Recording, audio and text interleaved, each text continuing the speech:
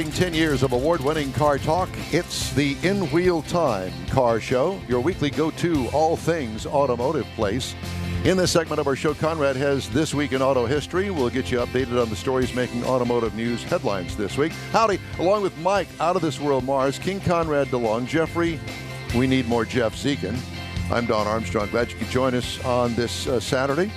It's a good car show, cruise in, talk about car kind of day. Talk about anything. Convertible day, too, because it's hot and sticky, and you want to take the top down and cool off. You might want to take a towel with you, so when you get out of the car, put the towel down there, so when you get back in, you don't waffle your legs. Or I was going to think more along the lines of grilling. With the grill marks on the back of your legs. Sunscreen, a hat, sunglasses, all that stuff. And make sure that you put your hair on. Put your hair on. Don't leave the house without your hair. That's right. And by the way, John Gray thinks that you need to tell us about your ride yesterday. Did you took a ride or something? Oh my God! What? May I just take a moment? Let's take a moment. So, John, if you remember correctly, last time that we talked to him, he was bragging about buying a new Shelby GT 500. Yes. Mm-hmm. He traded in the 350 for the 500. He says, Don, I went over. I'll tell you about that in a minute. But I went over there. He says, come on, let's go for a ride. Great. You want to drive it? I said, nope, I don't want to drive it, but I'll be happy to sit in the passenger seat. Oh, my God.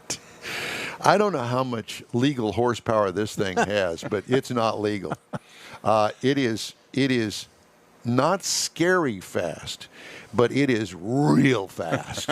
And this thing has an automatic transmission in it, which kind of surprised me. I thought for sure that it would have, a 6-speed manual. Nope. It's got a dual clutch, automatic in it, and that thing shifts fast, baby. When it shifts, it shifts. It shifts fast and hard, and it's good. And I'll tell you what, that thing sounds delicious. If you're into car engine sounds, this thing rocks it. And it's a beautiful car. And I was thoroughly impressed. So thank you, John Gray, over at Gulf Coast Auto Shield. He still has that smile on his face. I do. It's one of those kind of cars. And the seats got Recaro seats in it from the factory. And you need that because I would imagine we didn't go around That's corners a seat you fast. sit in, not on. Correct. I think who's ever wearing the Auto Shield shirt today gets the next ride. Okay. So we're sending Jeffrey Zekin down there wearing that shirt and we want begging for a ride. We want you to make him just scream like a 7-year-old on a roller coaster. And let me also I do that anyway. And let me also just add to you the fun of going down there. He always has cool cars in there that they're working on. So I went and took the Corvette down there because I wanted those door guards, the bumpers off the side of the car. I was tired of looking at those, and I thought, it's time to make a little bit of a change here. And they're glued on, from the factory, 20-year-old car. You can imagine it's like trying to pull stumps out of the ground, get that stuff off of there. And the gal that works for him is so good at what she does, and she managed to get some fishing line, managed to scrape all that stuff off of there. They worked for an hour and a half on that car, and it looks stupendous. He does such good work down there, so I would encourage anybody that is looking for paint work or that kind of stuff, any kind of wraps or paint guards, whatever it is that you're looking for, go see John at Gulf Coast Auto Show. So they took it off with the wire. Did they use any chemical stripper on it? Yeah, you had to because all that glue was still stuck on the door. 20-year-old glue stuck on. So is this still at the old place, or has he moved into the new place? No, this is still at the old place. Okay. It's a couple more weeks for the new one, I think. Yeah, that's right. Yeah. So anyway, thank you, John. We really appreciate it. All right. Moving on. We have a special guest joining us now. His name is James Rogerson. He's with Hands On Driving Academy. I told Mars, I said, it's summertime, and it's time for getting everybody all licensed up. Got to get those teenagers all schooled up and get their driver's license. And I thought, let's get somebody on from a driving school. So, James, thanks so much for joining us. It's the Hands On Driving Academy. James, are you here in Houston? Yes, we're actually located down in Angleton. We're at Motorsports Ranch, Angleton. Okay, right down there at the home of the original Buc-ee's. That's correct. Yeah, we have all the Buc-ee's you can stand. Yeah, there's no doubt about it. Well, so how are things? And it's been a long time since I had both of my daughters. I sent them through driving school to get their driver's license, and I'm glad that I did because, it's a different set of rules when the parent is teaching the child. Because you're allowed to slap them in the back of the head when they do something stupid. Yeah, pretty much. And, it was just, to me anyway, the right thing to do for a new student is to send them to a driving school. Okay, so it costs you a little money. Just go ahead and do that.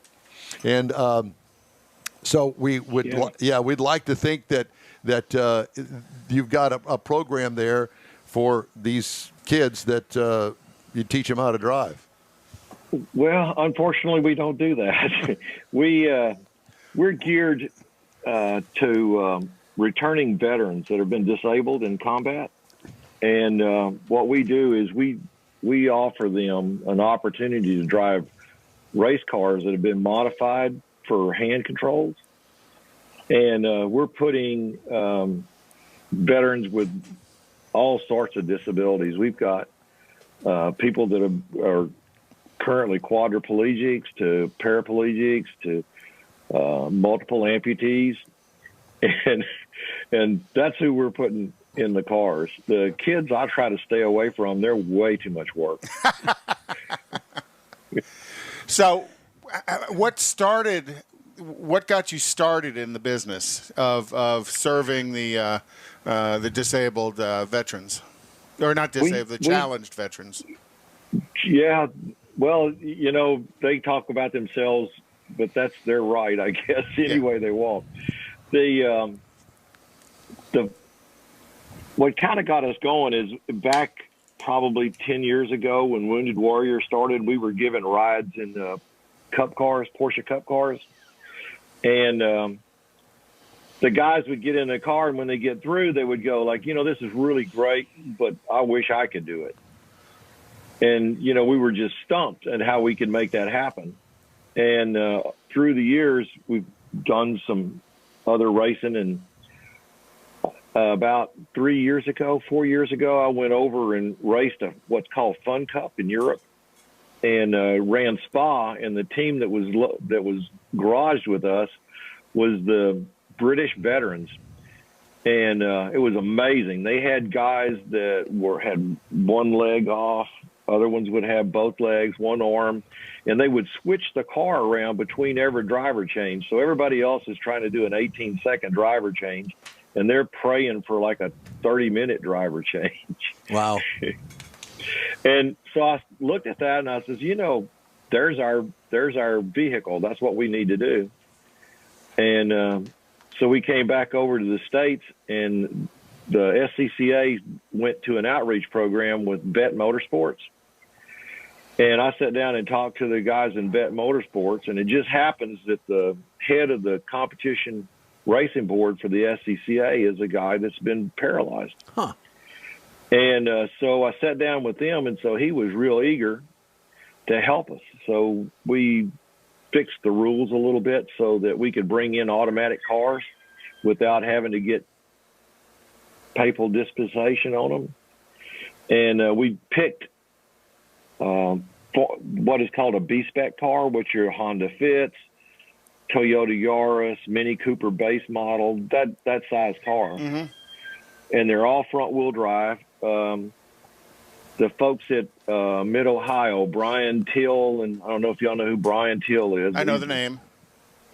Brian and us got together with a couple of guys that have been injured that were race car drivers that came over and started racing again. And they said, if you're paralyzed, it's really difficult for your butt dyno to feel what the back of the car is. But a front-wheel drive car, you can feel everything coming through your hands. Yeah, that was a question I had, James, is that you selected certain vehicles, the smaller vehicles. Is that because of the mechanical ability in installing this equipment, or is it just because, like you said, you can feel it more through a front-wheel drive version? Well, we did it because you could do it with the front wheel drive. They get better feel through the steering wheel, Right. and they can tell what's happening in the car. And I was able to get that rule set changed a lot easier than I could with people with GT cars and things like that. Because Okay. they're, if you got a Trans Am car, you want a Trans Am car. Right. So the big bore rear wheel drive guys are not too interested in changing their rule set to start allowing they're all afraid of the dual clutch transmissions and things like that, because it just makes it easier to go fast. Yeah, so it's a new class. So who does your adaptive driving systems, the hand controls that do you guys design them yourselves, or are you adapting something that's already on the market? How do you guys work that? We're using basically over-the-counter products. We use MPS, which is based in California. They're one of the largest manufacturers of hand control devices in the United States. Guido Simplex out of Italy, and also Fideo out of Italy. The Fideo guys use a lot of the new electronic stuff. They use they'll tie into your throttle control module so that you can just do it on electric. They've got a thumb throttle that you can use for folks that are, have no way of doing it otherwise. Wow. The Guido Simplex MPS kit that we have uses a throttle ring that goes inside the steering wheel. And so you don't have to take your hands off the steering wheel. You use the throttle.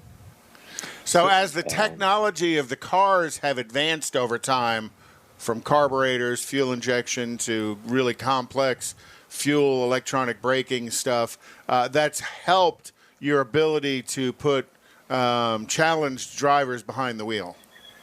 Absolutely. The technology is such today that you can come to one of our races and look out at the guys going, and I promise you will not be able to tell which driver is which. That was a question I had. A person that does not have a challenge or disability, being able to drive one of these vehicles that is adaptive, is it easier for that person to understand the controls rather than the foot-hand reaction versus, say, not having a leg or using your hands only? Yeah, it's a learned skill. I've tried to drive the cars, and I've been racing since I was probably 13, so 1960-ish kind of.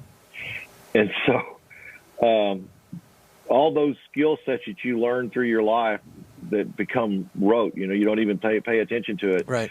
It makes it more difficult for me to do it than for someone that actually needs to do it and wants to learn how to do it. They've already adapted to doing it that way.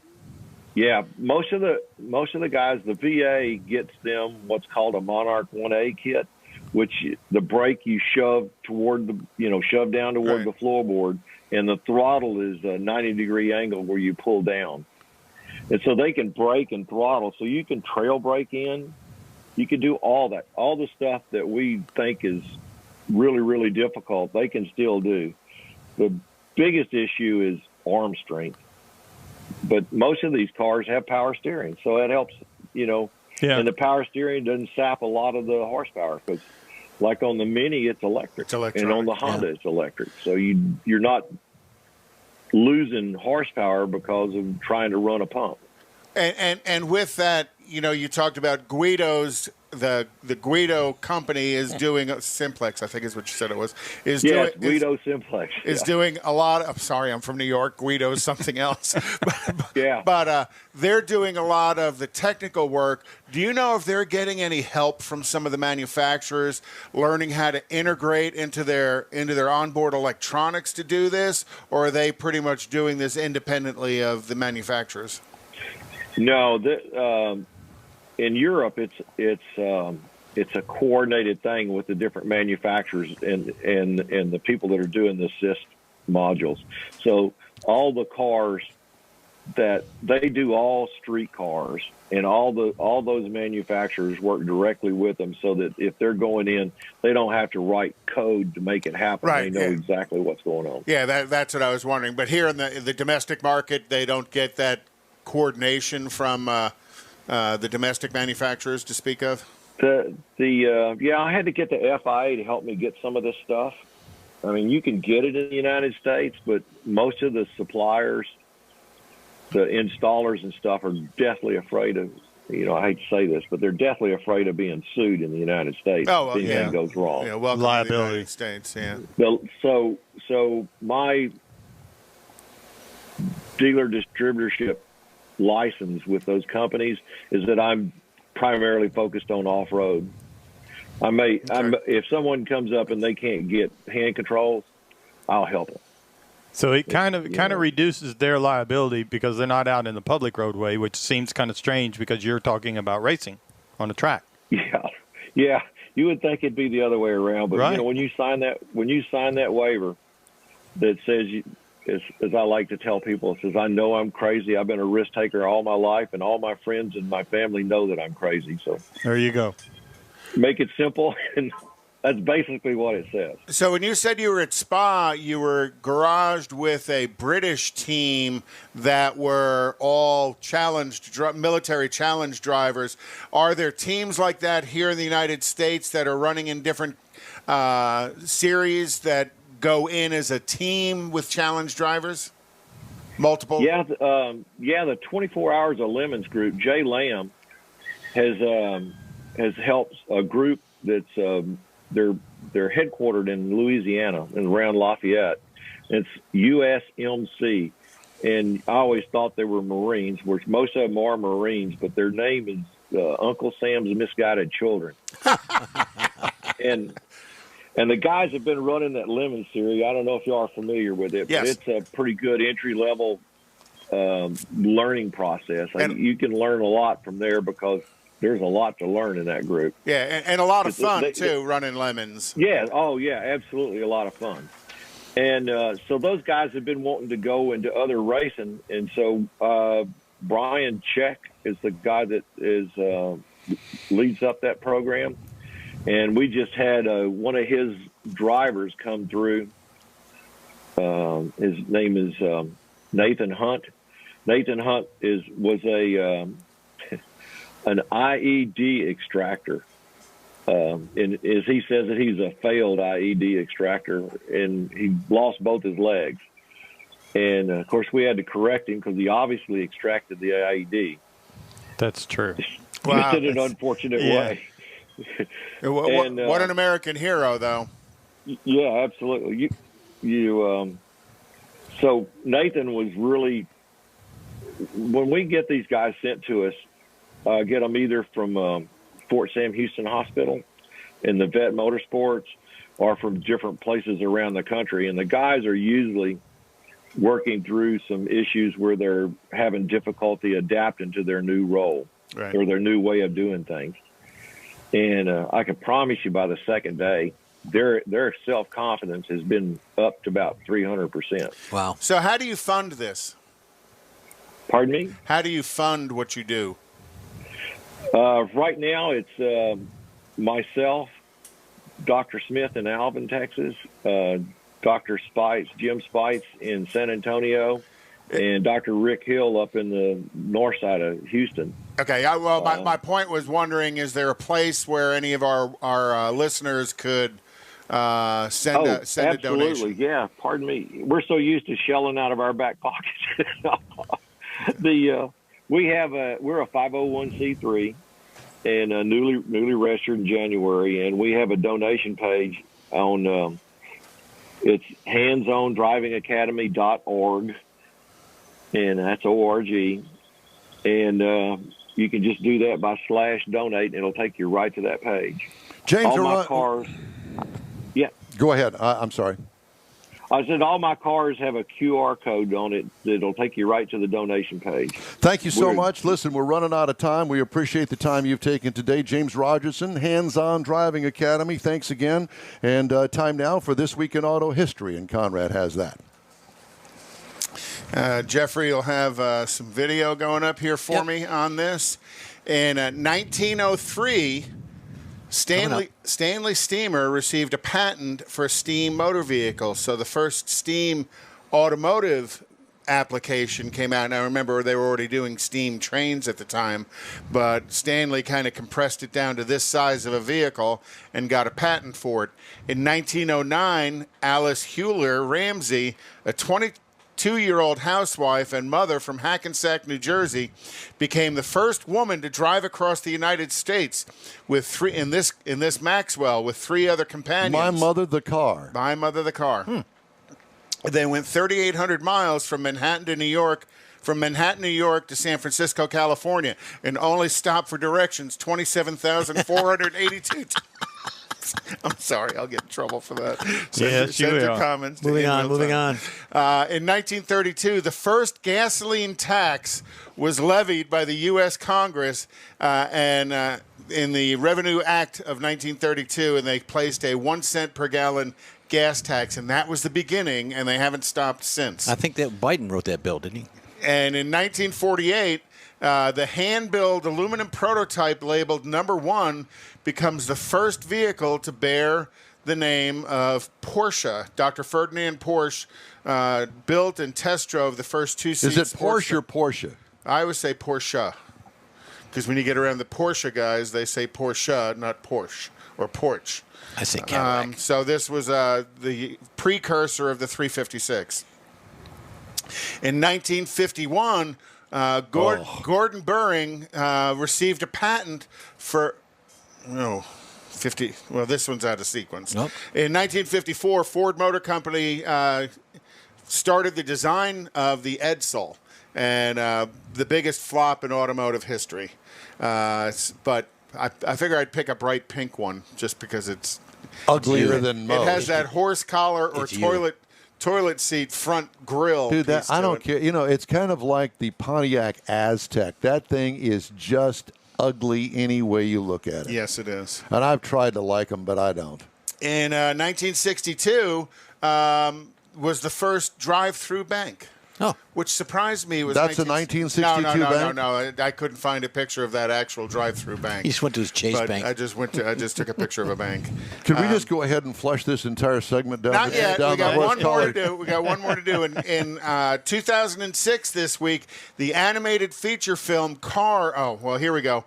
The animated feature film Cars. Thanks, Jeff. Get rolled. It's your roll. Was released, and we're going to do Conrad's Corner is going to do an expansion. I don't on think that Cars. there's any more corners or any other guests or Side anything. streets. Yeah, nothing.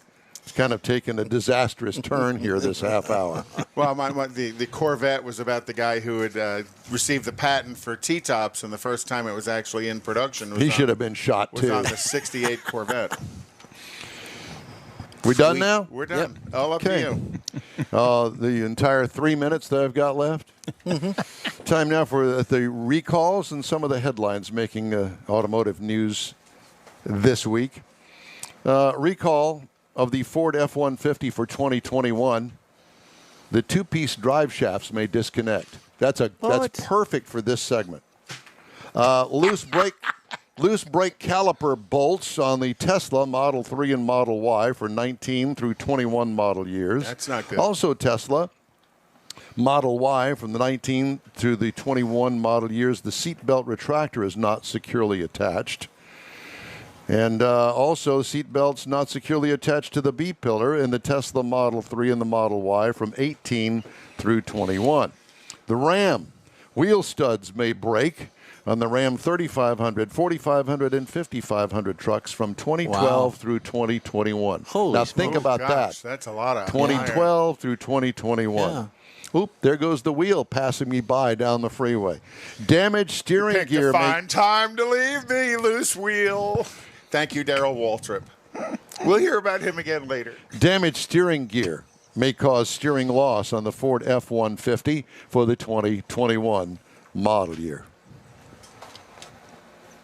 And and I think that at that time, I'm now going to move on to the next segment. So we're going to take a quick break, and I'm going to go shoot myself. Or me. Or Mars. We're going to start with Mars. But at any rate, so we appreciate you for being with us today. This is the In Wheel Time program. We're going to take a quick break, and we will be right back after these fine messages. Whether you own a newer car or want to keep your older one humming along for a while longer, think of Bayway Chrysler Dodge Jeep Ram, Bayway Chevy, and Bayway Lincoln to keep things in tip-top shape. From oil changes to major repairs, you can depend on the highly skilled service pros at Bayway Chrysler Dodge Jeep Ram, Bayway Chevrolet, and Bayway Lincoln to perform fast, efficient service to keep your investment running strong. For all your service needs, remember Bayway. Schedule your next appointment online anytime. Bayway, keeping it original. Tailpipes and Tacos expands again.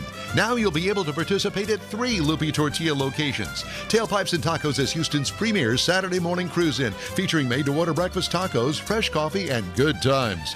Mark your calendar for Saturday, June 19th for Tailpipes and Tacos, now at 3 Loopy Tortilla locations. Highway 249 in Tomball, West U on 59 near Kirby, and in Katy on the Grand Parkway at Kingsland Boulevard. At Tailpipes and Tacos, you'll see collector cars, hot rods, customs, magnificent originals, and resto mods. Cars from all over Southeast Texas cruise in and show off in a friends and family event at 3 Loopy Tortilla Mexican restaurants in Katy, Tomball, and West U.